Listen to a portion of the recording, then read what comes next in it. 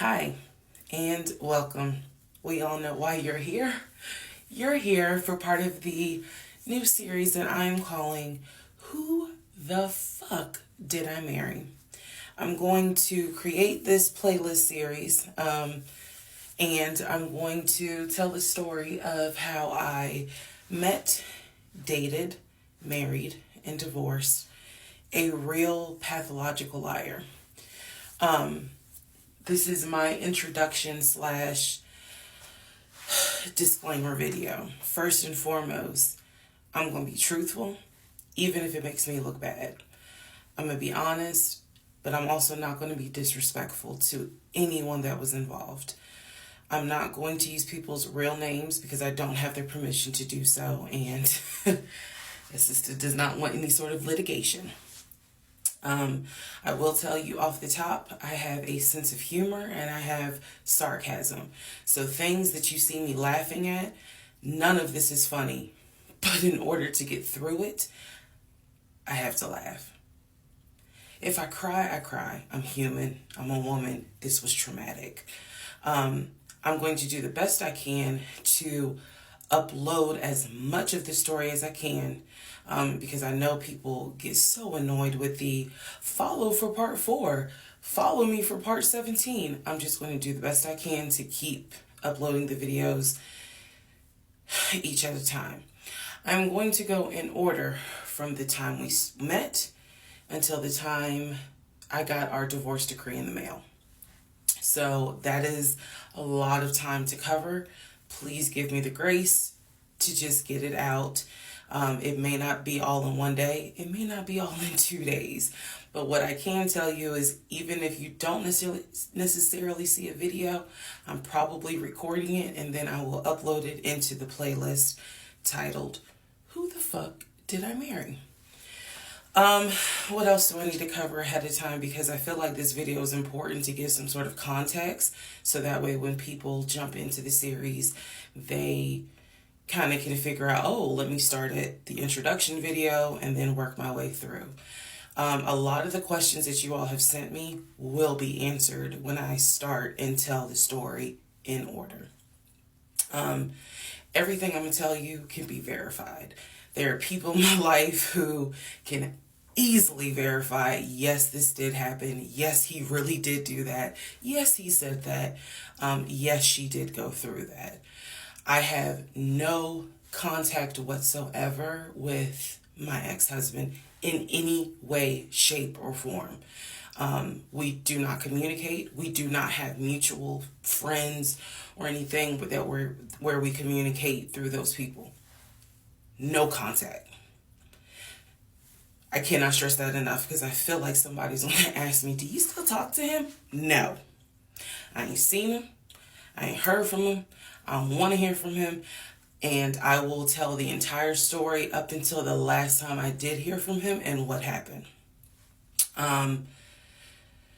Yeah, this is my story.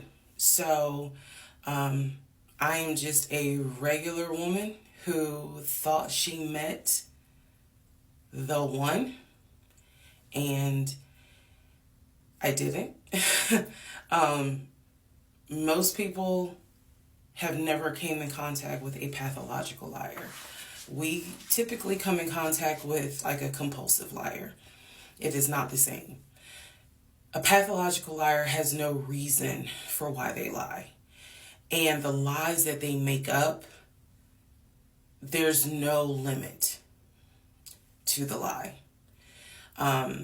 I was once a psychology major in undergrad. I didn't graduate with a psychology degree, but I'm very comfortable saying that he was a pathological liar. He was a narcissist. And yes, there was some in my opinion, mental health issues going on. Pathological lying part, absolutely. So I want to preface all this by saying, you're going to probably think, what in the world? There's no way this happened. Everything you're going to hear me say actually did happen. I never thought I was going to be in some sort of Lifetime movie, but I was. So I will read the comments as best I can. like I said, I think if you allow me to tell the whole story, things will be answered. And sorry, I do talk with my hands. It's a coping mechanism. So if you're like, why does she keep moving her hands? Other than that, let's all take a deep breath, buckle in, because this was a fucking crazy ride. And if you think it's crazy, imagine how I feel as the person who lived it and had no idea what I was dealing with. I thought I knew, but I truly had no idea who the fuck I married. You like how I twisted that? Anyway. All right, y'all. This is the introduction, so welcome. Part 1 will be up shortly. All right. Who the fuck did I marry? Part 2. So we both put on the table what it is that we wanted. We both had established we were dating for marriage. We were not dating just to date. We were not trying to be friends with benefits and none of that.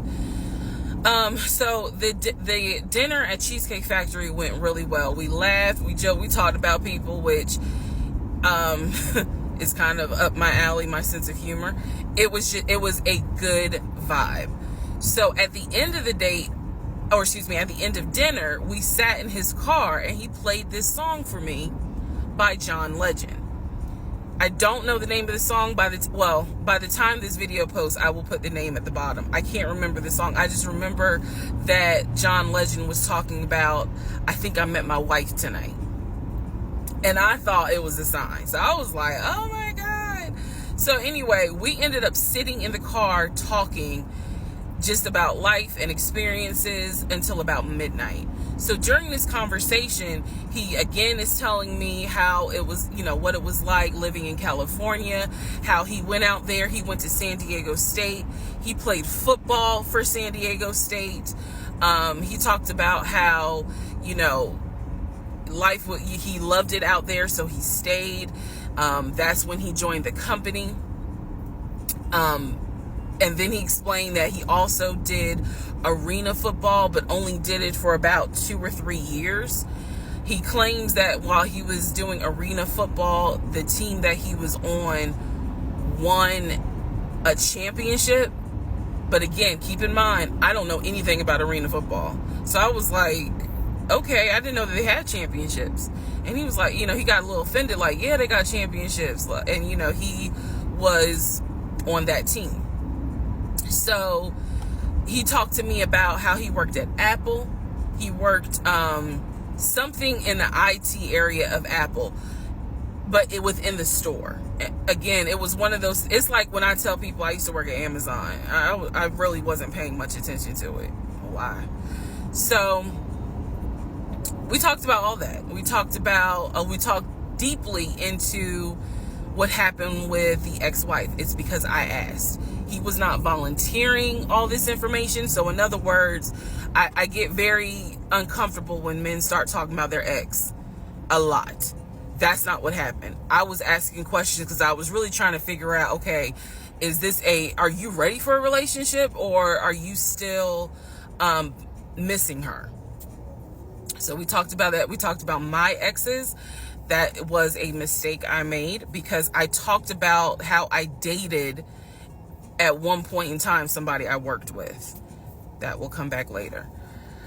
And he seemed real cool about it. He was like, that was before me and blah, blah, blah.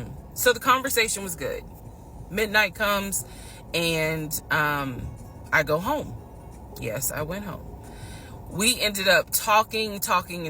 Mind you, our first date was March 7th. And within about 2.5 weeks, Brian Kemp, our governor, shut Georgia down. We were going to be on lockdown. So during those 2.5 weeks, we talked every day. We went out again at Red Lobster. I remember Red Lobster. But everything was going great. The issue was, where are we going to quarantine? So the question was, are we going to quarantine at his place, which he had like a studio type of situation. Like, it clearly, where he was staying, I was like, it's like a studio apartment, But he kept telling me, like, this is temporary because I'm looking for a house. Like, he showed me the email from a woman who worked at the company where she was out on maternity leave, but she was putting him in contact with a realtor to help him find a townhome or a single family house. So I was just like, okay, this is definitely temporary. Like, he's not trying to stay here long term. And she was apologizing in the email. I'm so sorry, you know, this should have been taken care of before you got here, but it wasn't. I saw the email. I read it. I read the email. So the decision was, we're going to quarantine at the studio, or we're going to quarantine in my house? First mistake I made. Well, there's a lot, but this was a mistake I made. So ladies, caution moment. During one of our dates, because keep in mind, in those 2 weeks, we were seeing each other quite a bit. Nothing physical or anything like that. Just two people who I thought were really on some, all right, let's see if this is going to grow into something. He came to my house. When he came to my house, I had a 3-bedroom, 2.5 bath townhome. He was in a studio. Now, I'm telling you guys all of this in order of how it happened. So some things I'm probably going to insert what I was thinking and the mistake I made. Can I turn this off? No. Okay, I still need that.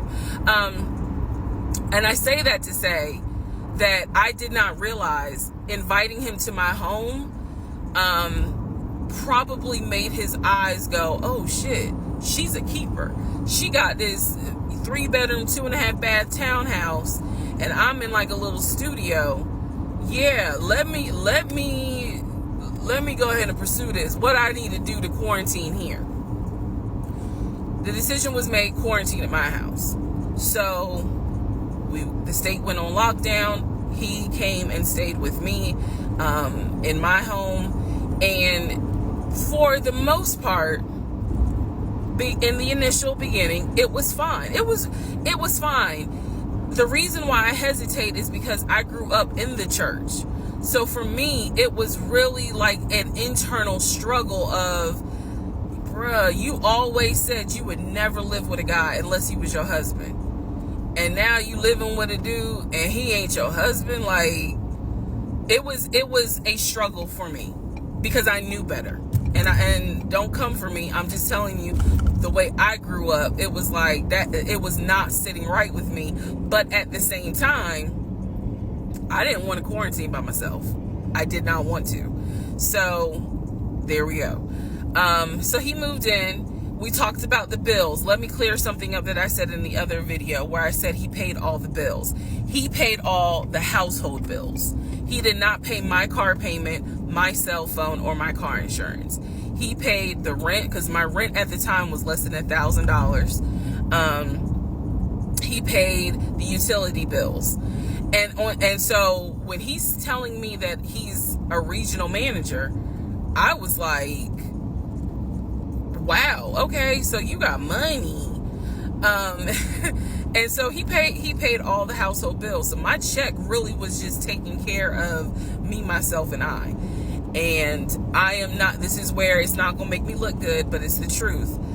It was intoxicating to not have to worry financially about how to pay the bills. It was a wonderful feeling. And so I kind of pushed to the side the fact that, yeah, you shacking up, because it's like, but your paycheck, you don't have to worry right now. Like, he's taking care of all of April's bills before April even comes, because this was still March.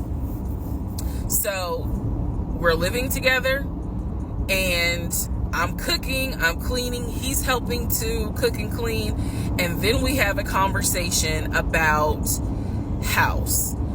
Is he still going to buy a house just for him, or is he going to buy a house where it's for us? Because we are going to try to make this thing work, be official, get married, have a family. So the question now on the table is, what are we going to do? Because I didn't want to stay in Riverdale, Georgia. I did not want to raise a family there. I refused to have a baby in Clayton County. So the decision was made, let's start looking for a house for both of us. Remember, he was already looking for a house for him. But then he was like, you know what? We're together. I plan to marry you. Let's look for a family home for the two of us. He was like, this is how much I was approved for. That's when he showed me the Chase paperwork. It was a letter stating that and it had the Chase emblem at the top. He showed me a letter stating that he was approved for $700. All right, part 3. Who the fuck did I marry? So this is when he showed me a letter from Chase with the Chase logo at the top, stating that he had been approved for a mortgage for a $750,000 mortgage, or a $750,000 house. So he was like, we can't go over $750,000. And I said, I remember asking him, can you afford the mortgage on a $750,000 house? Because I know I can't. This is when he explains to me, I told you how I played arena football. I invested my money really well. So he said, I have money that will help pay for the mortgage. He was like, we're good. Like, I'm financially, I am okay. He was like, that's why I'm able to get approved for $750,000 mortgage. So he told me that his money was in different savings accounts.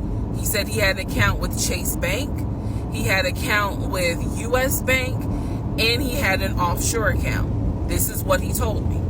The offshore account, I was like, why? And he explained something about, the US, the US imposes taxes on money when you have a certain amount in US banks. He was like, so everybody knows that it's smart to have some money in an offshore account. Y'all, look, I live paycheck to paycheck. I was like, okay, that's whatever. I said, so you have the money to pay for a home. I'm also holding in my hand a letter from Chase saying that he was approved for $750,000. So I went off of what I saw. So we contacted a realtor. I won't say his name, but man, if he ever sees this TikTok, I owe this man such an apology. But we contacted a realtor who is based in Cobb County, because I was very adamant I wanted to move back to Marietta, Smyrna area in Cobb County, Georgia. He was fine with that. His whole attitude was, you're going to be my wife, happy life. So we met a realtor. I would find houses that I wanted to tour. Keep in mind that this was COVID. So at the time, we could not tour a home. It would have to be a virtual tour. So this particular realtor, we found a house in Douglasville, Georgia. Not Cobb County, but nevertheless, it's in Douglasville. I was fine with Douglasville. So we found a house in Douglasville, Georgia. The realtor did a FaceTime tour of the house. The house was a nice home. 5 bedrooms, 4 baths. So we did a FaceTime tour of the home, and the home was listed, I believe, roughly 400 and something thousand. I really like the house. I could see myself living there. I could see us living there. Could see us with the kid there. This is now April, just for timeline purposes. This is April. So he really liked the house. He was like, you know what, we'll put an offer in on the house. He was like, if you like it, because again, it was COVID, we weren't going to be able to see the house in person because the family still lived there. So he said, I'll put an offer in. We'll see if it's accepted. I said, okay. So he puts an offer in. He's telling me he put an offer in. I need to clarify some things he told me and the things that I actually saw. So for this house in Douglasville, he told me he was putting an offer in. The realtor would call me because one thing that the realtor told us, he was like, if the woman likes the house, typically the house is going to get bought. So he kind of dealt with me a bit more than he did my ex-husband. And again, this is April 2020. This is before we got married. So at the time, he was my boyfriend. So the realtor was calling me and was like, hey, I put the offer in, and what they're asking for is proof of funds. And I did not know anything at this time about buying a house. So I was like, hey, you probably need to talk to him, because I'm not even listed on the mortgage. Like, from the paperwork I saw, it was only in his name. So he called him. I guess they talked. I was not there, but I'm assuming that they had talked. So the boyfriend is coming, my ex is coming home saying, yeah, I talked to so-and-so. I sent him over the paperwork. The offer was approved, and they are going to try to do a virtual closing. First, we got to do an inspection. If the inspection goes all well, then we have to do a virtual closing. He also told me that he put down earnest money on the home. He put down, I believe, $5,000. He said, I just transferred the money over to the realtor's account or whatever, so that it could be earnest money for the house. So I'm just like, okay, great. He was like, so realistically, this is April. We should be able to get in that house by June. Okay, no problem. So this is what he told me. About 3 or 4 days later, I get a phone call from the realtor, and the realtor is like, hey, I'm just checking to see what you guys want to do about that house. So I was confused. I'm at work, and I said, oh, I was told that he put an offer in. And the realtor was like, he did? I didn't know that he put an offer in. And I said, well, why wouldn't you know? Like, he told me he put the offer in, and he had paid earnest money, $5,000 earnest money. And so the realtor was like, well, let me call him and find out what's going on with that, because I didn't know anything about it. So red flag, of course. So I call him, and he, in true narcissistic nature, he flips the script, and he like goes off. He's like cussing, going off, like he shouldn't, excuse me, I have the hiccups. He shouldn't be calling you. If he has a question, he should call me, because I'm the one that's on a mortgage. He was like, and now it's going to be an issue. And I said, well, did you put the offer in with him or not? And he said, no, I did not put the offer in with him. I put the offer in with a friend of mine who is a realtor, so I can give him the business. So I did not hear from that realtor again. So I was just like, is the house under contract or is it not? He was like, yes, the house is under contract. This is how crazy things work out. About 3 days later, on realtor.com, I'm looking at the house because I was trying to figure out in my mind how I'm gonna decorate. It shows the house is under contract. So, showed my boyfriend. My boyfriend's like, I told you it was under contract. He was like, I did you not believe me? And I ain't had the heart to say, hell no, I didn't believe you. Like, it seemed too good to be true. But once I saw the house was under contract, I absolutely believe that, okay, it's under contract with him. Like, yeah, we're about to do inspection. We are about to move. And so we had driven by the house because, again, keep in mind, a family's still living there. So we had driven by the house. at this point, he was like, I want us to start looking for furniture so that way we can go ahead and order it. So when it's time to move, the furniture is ready, because it takes like 6 to 8 weeks sometimes for furniture to be delivered if they don't have it in stock. Like, he was very methodical and planning and saying, this is what we need to do. So we started going to Home Depot, Lowe's, because we had a printout of what the sellers were going to take. They were going to take the appliances. He had a printout. Let me be clear. He had a printout. So it said on there that they were going to take the appliances. So we needed to get a new stove, new refrigerator, new microwave, all that stuff. So we went to Home Depot and Lowe's, and I went ham. I chose all these new appliances, and here's where we get into the shopping. All right, part 4. So we go to Home Depot, we go to Lowe's. I'm choosing all these appliances. He's taking pictures of the SKU number. We had representatives helping us, and he basically explained to them, hey, we're buying a house. We should be closing sometime in June. Can we order this stuff now? Can I put a hold on it? Like, what can we do? Because we're not ready for delivery. I stood there as the Home Depot rep said, we can hold it in our warehouse. Like, you can buy something and we can hold it. People do it all the time, especially with COVID. So I watched him pay.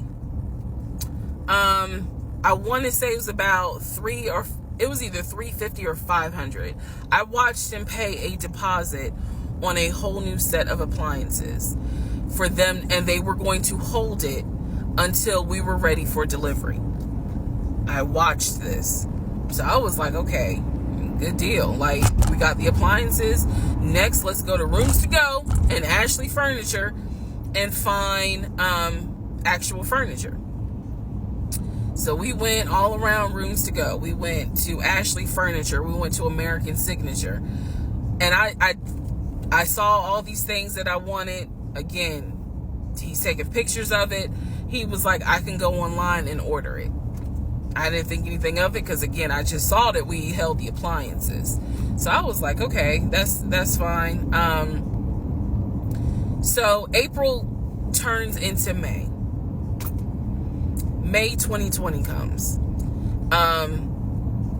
This is where things start to get a little interesting. May comes, and obviously we had not done inspection. And I'm asking him all the time, what's the deal with the house? He was like, oh, because of COVID, they're trying to get someone to do the inspection. But the guy that they had, it was always something. The guy they had caught COVID, so they're going to have to get somebody else.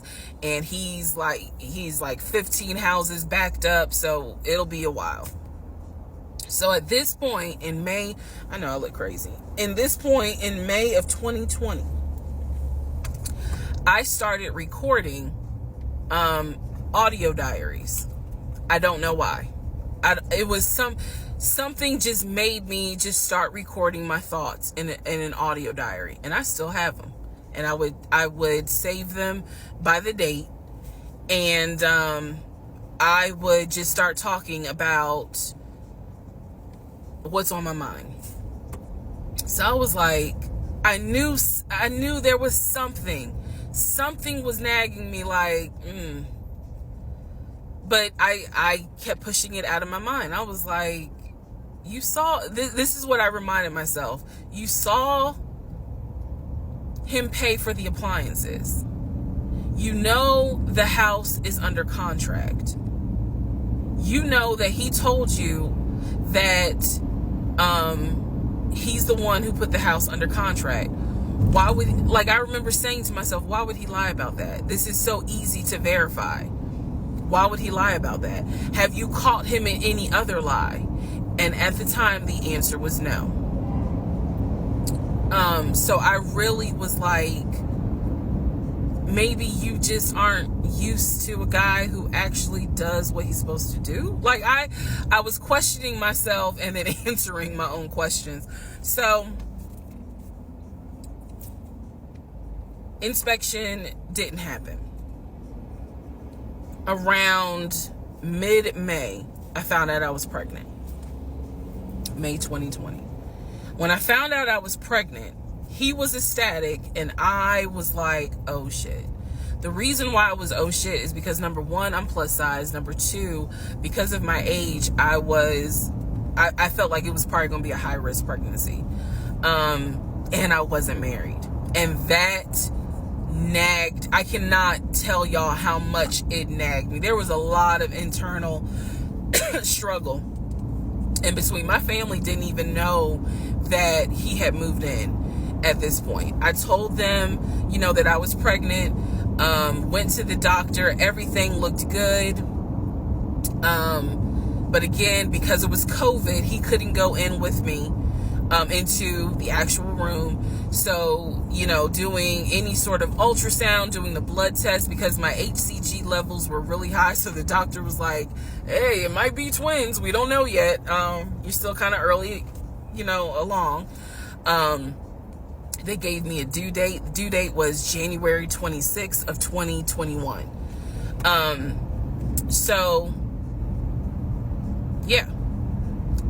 May, found out I was pregnant. So there was now more of a push into, we got to get a house. We got to get the fuck up out of here. I'm not having a baby in Riverdale.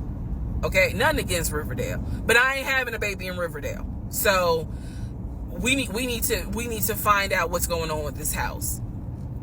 And so he was on top of it. He had an answer for everything. He was like, I'm gonna call and find out what's going on, blah, blah, blah. He then magically told me about a week later, oh, they're going to do inspection on the house, like in 2 days. So I was just like, okay, keep in mind, I'm taking his word for it. I'm taking his word for all this. So he's like, they're going to do an inspection. Once we get the inspection report back, then we will know what we are going to be responsible for. What are we getting ourselves into? So, I guess they did an inspection. He showed me an inspection report. Only thing that they said that the roof had just recently been replaced, which I remember he was very happy about. And the issues that there were for the house were minor. It was not a bad, because we did have a discussion about it. He was like, it's nothing that we can't handle. Then he said that we were set to close the end of May. We were set to close the end of May. He told me it was going to be a virtual closing. You're probably like, what the hell is a virtual closing? Because again, he's saying because of COVID, people are not closing in the office. They're doing a virtual closing where you would need to electronically sign the paperwork. This is what he's telling me. And so he was like, we're set to close like just before Memorial Day. And so for some reason, again, there's still that nagging part. For some reason, I didn't start packing. Anyone that knows me will tell you I hate moving. I've done it enough in my life. I hate moving. But I did not start packing up that house at all. I was just like, I'm pregnant. My body was changing so fast that it was like I can barely keep my eyes open half the day. And so, no, I didn't start packing. And I remember I did record, again, I was recording audio diaries just about every day. When something didn't sit right, I would verbally record it in the audio diary because I was like, I don't know what it is, but there's something. That was the theme of our relationship. I don't know what it is, but I know there's something. And so I remember talking to myself in my little prayer closet, because that's where I would do my recordings. And I remember thinking, what if we don't get this house? Like, what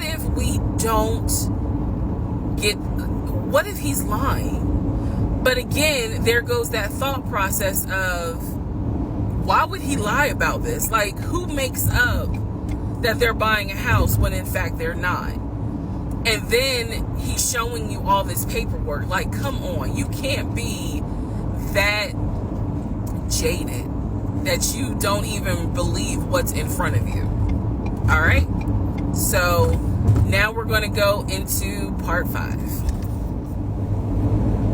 Okay, part 5. Who the fuck did I marry? So I'm questioning all this stuff in my head out loud on my audio diaries. And then once again, I'm like, but look at what he's giving you. Like, he's paying, it wasn't a question about money. It was just a question of, are we really about to move into this house? And keep in mind, he's paying all the household bills. He still is. So we were supposed to close before Memorial Day. We didn't. There was an excuse. There was always an excuse with him. Always an excuse. And I didn't know enough about the process to question stuff because I really wasn't involved the way I should have been. And it was giving me a lot of anxiety. So I'm pregnant with a lot of anxiety. And if I'm gonna be 100% honest with y'all, I was not expecting that I was probably going to have a healthy pregnancy because I was stressed. And what I was stressed about is I didn't know what was going on because I wasn't really involved the way that a normal relationship would be involved. Just being honest. So we did not close. We move now into June. This is now going into June. Around June 5th, I looked at the house again on realtor.com. I don't know what made me do it other than, and I don't mean to sound super spiritual. I know that people are like, you may or may not believe in God, but I'm telling you, I believe with all my heart. Probably the Holy Spirit was like, look at that house on realtor.com. So I looked at the house on realtor.com. This was around June 5th. It showed that the house was off the market. And I remember being like, okay, wait, what does that mean? What does that mean? Because ex-husband is telling me we're about to close on the house. We're about to close. It's our house. We got furniture, da-da-da. He's also telling me that he's been in contact with the realtor, his friend, who was telling him, this is what was happening next. Here's what's going on. So the guy that we initially worked with apparently is completely out of the picture. But again, I was not heavily involved. So I'm just like, let me look at the house. I see it's off market. What the fuck does off market mean? Like, now I'm really freaking out. So it shows the name of the real estate agent for the seller.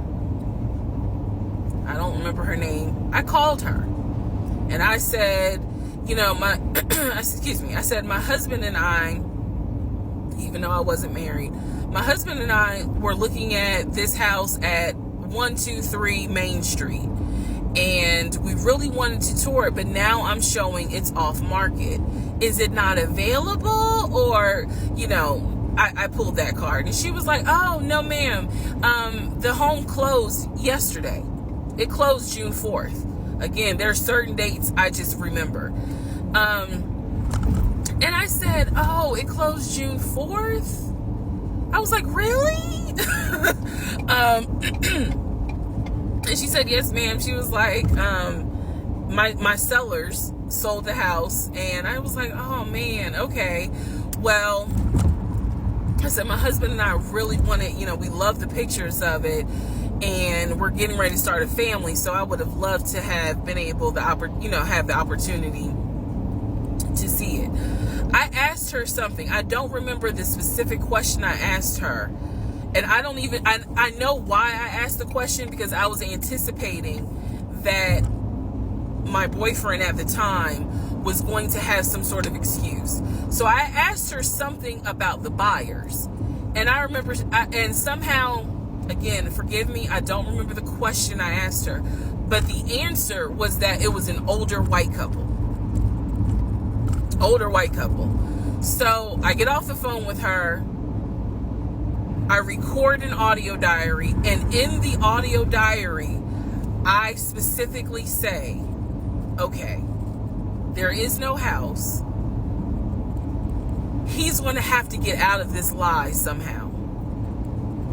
Because now I realize, at the very least, he was lying about him being the one who was under contract. I knew enough about that. So I was like, what, how was he going to get out of this? Again, I've listened to the audio diary in 2024. I literally said in that audio diary, how is he going to get out of this lie? And I was trying to think of ways on how he's going to do it. And something said to me, because I say it on the audio diary, I said, he's going to say it's a bad deal. And he's going to say he wants to pull out. Y'all keep in mind, I am pregnant. So I had a decision to make. As ugly as this decision was, I made the decision, you're about to have a baby with this man. He's paying all the household bills. Let him get out of the lie. And that's what I did. I purposely made the decision that I knew he was going to come back, and I knew he was going to give me some bullshit on why he couldn't buy the house, because he didn't know that I knew that house is already sold. The house is already sold. And this is the part where I said, I'm gonna be honest, even though it's gonna make me look bad, because most women in their right mind would have been like, I'm out. And I didn't. So sure enough, he came home. He didn't really say anything that day. The next day I asked him about the house, and he said, my friend, the realtor, he was like, I'm talking to him because something's going on with the interest rate. And when he said that, I felt so much relief, because I knew that I had been prepared for, he's going to give you some bullshit. So when he said there's something with the interest rate, I said, you know what? This is literally what I said, y'all. If the interest rate isn't good, then we shouldn't move there. We should probably let this house go. We should cancel whatever furniture we ordered, or, appliances, and let's just look for another house. I said I would like to be moved before the end of the year. I said I really don't want to be 9 months pregnant moving into a house. I would like to be done with this before then. And the way I said it was so calm, and he was like, okay. He was like, I'm gonna call the friend, the realtor, and tell him I'm backing out of the house, and I'm gonna see if I can get my earnest money back. And I remember looking at him. I was standing in the kitchen, and I cocked my head to the side, and I said, okay, get your earnest money back, and let's find another house. And so that's how that first house fell through. So fast forward, I keep looking at this to see how much time I have, because they only give you 10 minutes. So this is part 5, part 6 is coming up. But subsequently, what ends up happening the next week, which is mid-June, I was at work, and I started cramping, started bleeding. And at this point, my doctor, I had just had an ultrasound earlier that day.